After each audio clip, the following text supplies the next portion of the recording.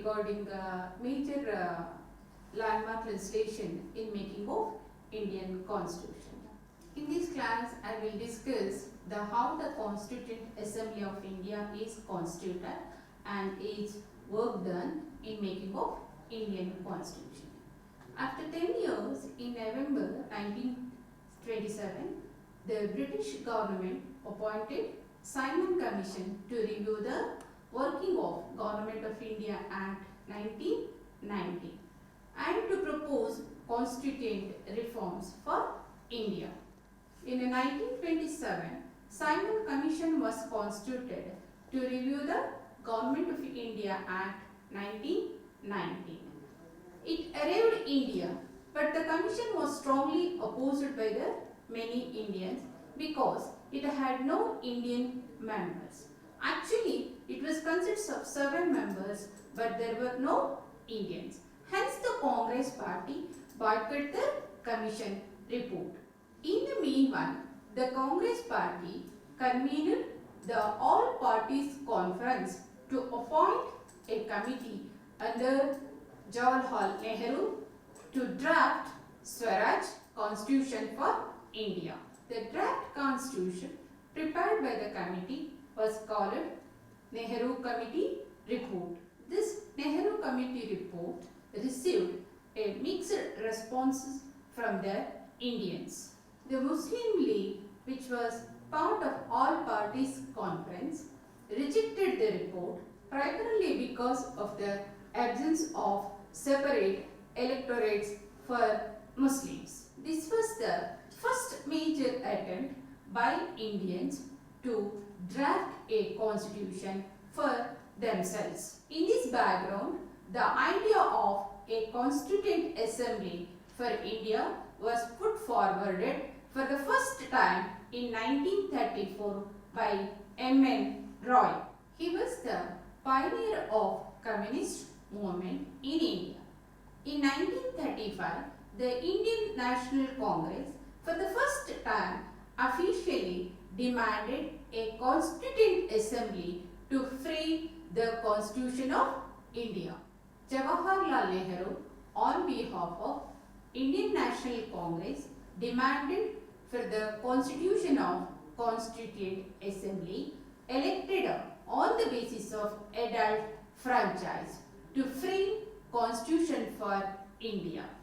That too without the interference of Britishers. Actually, the Constituent Assembly was constituted in November 1946 under the scheme formulated by the Cabinet Mission Plan.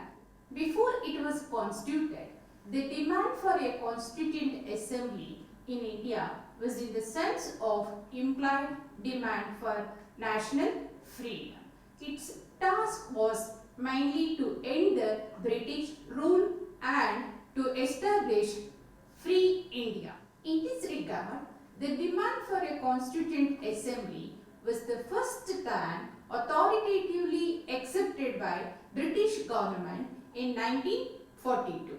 British government constituted the Cripps Mission. Sir Stafford Cripps, he is the member of a cabinet. He was sent to India with a draft declaration. In exchange of this, they placed the proposal to negotiate with national, that means Indians, to secure full Indian cooperation in World War II. As such, Cripps discussed the proposals, which is outlined a concrete scheme for giving effect to the demand for a Constituent Assembly. Actually, which he had drafted himself with the Indian leaders, but the mission was failed. That means Cripps' mission was failed to secure full Indian cooperation and support for their efforts in World War II, because both Congress and Muslim League rejected his proposal. After the rejection of Cripps' proposals, followed Quit India movement. Various attempts to reconcile the two parties were made, including Simla Conference. In September 1945, the newly elected Labour government in British expressed its intention of creating a Constituent Assembly for India that would frame India's constitution. Therefore, the cabinet mission was sent to India in March 1946 to make this happen. The mission had to deal with two major obstacles. Two main political parties, that is the Indian National Congress and Muslim League, had fundamental differences over India's future. While the Muslim League wanted the Muslim majority provinces of India to constitute a separate sovereign state of Pakistan, but Congress wanted a united India. The mission at the Simla conference attempted to facilitate an agreement between the Muslim League and the Congress had failed. When a cabinet mission failed, it came out with its own proposals known as the Cabinet Mission Plan. And the Cabinet Mission definitely rejected the claim for separate Constituent Assembly and separate state for the Muslims. The Cabinet Mission Plan was published. It laid down some details of the procedure to be followed by the Constitution making body. Under the Cabinet Mission Plan of 1946, elections were held for the first time for the Constituent Assembly, in which Congress won 208 seats and Muslim League 73 seats. But actually what happened after this election, Muslim League refused to cooperate with the Congress and political situation was deteriorated. That means Hindu-Muslim riots began and Muslim League demanded a separate Constituent Assembly for Muslims in India. In this regard, British government intervened and acknowledged for the first time the possibility of two Constituent Assemblies and two states. As a result of this, League members did not attend the first meeting of the Constituent Assembly, which had been elected for undivided India, which was set on December 9, 1946. British Parliament drafted Indian Independence Act 1947 upon the basis of above Cabinet Mission Plan, according to which there would be set up two independent dominions, India and Pakistan, and the Constituent Assembly of each dominion was to have unlimited power to frame their constitution. And those Constituent Assembly of each dominion was to have unlimited power to frame their own constitution. In this regard, we should know how the Constituent Assembly was established. Constituent Assembly, which had been elected for undivided India according to Cabinet Mission Plan. We should be remembered that Constituent Assembly members were elected by indirect election. Provincial Assembly elections were held in early 1946 and Constituent Assembly members were elected indirectly by the members of newly elected provincial assemblies. Initially, Constituent Assembly included representatives for those provinces that formed part of Pakistan. The Constituent Assembly had 389 representatives, including 15 women. As a result of partition, representatives of Pakistan ceased to be members of the Constituent Assembly of India. When the Constituent Assembly reassembled on 31st October 1947, the membership of the House was reduced to 299, in which Congress had majority of 82%.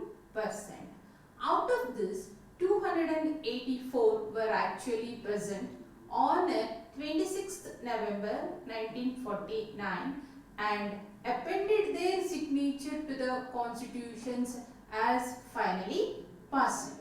Assembly met its second plenary session from 28th to 26th January 1947.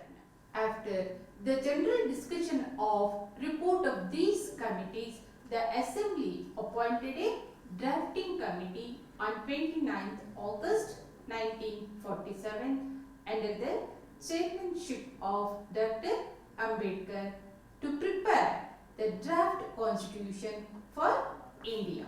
The drafting committee finalized the constitution on 26th November 1949, and the same day the constitution received the signature of the President of the Assembly and was declared as passed.